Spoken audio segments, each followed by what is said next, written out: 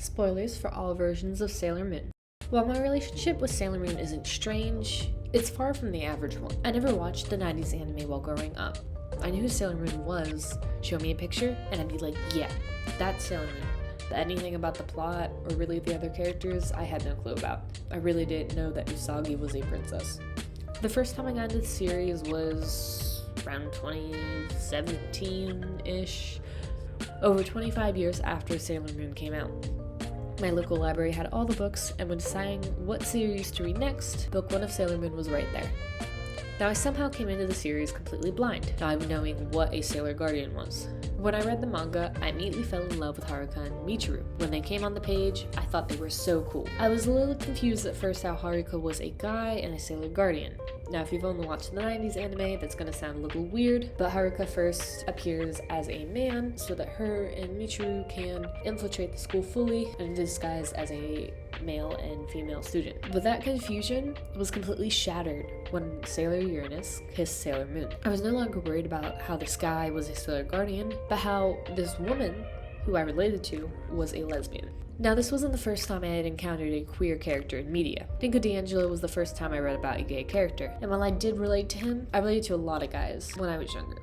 I would realize it was because I liked their love interest and would rather be the guy who was with the girl than the girl herself, but this had not occurred to me yet. I had never encountered a queer woman who I related to. Now I didn't just relate to Haruka, I also related to Michiru, and now I would probably best describe myself as someone like Michiru who looks like Haruka.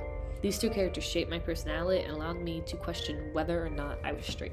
Now, I never grew up in a closed-minded household, but it's not like there was a lot of queer content for children and teens. So while I knew what being gay was, I never thought I could be one of them. This was mostly because the only gay characters I saw were very stereotypical, especially the women. Masculine women who is basically a man, or bitch lesbians. The first time I saw a very feminine lesbian and a feminine / androgynous lesbian was Michiru and Haruka. While I was considered less girly than my peers, I still wasn't very masculine and couldn't relate to the completely butch lesbian. This is one of the reasons I think I hate the appearance of Haruka in the 90s anime. They turned a lesbian who could sometimes be butch, but was mostly either feminine or androgynous, into a complete masculine lesbian who showed a lot of toxic masculine traits. But that's another topic for a video, and not one about my experience with Haruka and Michiru growing up. With queer characters, I feel like we see the same tropes over and over again. The butch and femme lesbian couple, which is usually used to navigate censorship, so for the countries that don't allow gay couples, the one who's more masculine can be a man.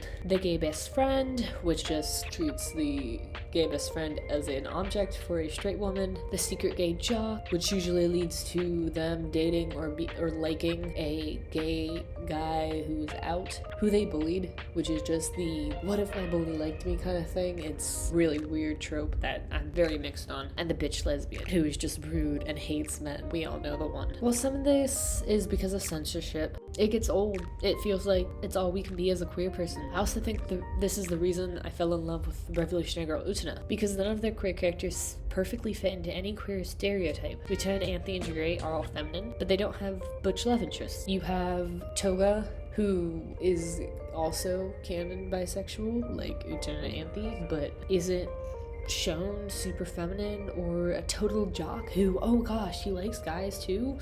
Such a shocker. And while he is kind of a antagonist in the anime more than the manga, he's still multifaceted, and it's not just, oh, he's evil because he likes guys. I thought it was an interesting way, but I'm not a bi man, so I really can't be the judge of that. I think the fact that a lot of the characters in Utena who are queer don't fit into queer stereotypes is because the majority of V-Papas worked on Sailor Moon, where Haruka was made into a butch lesbian.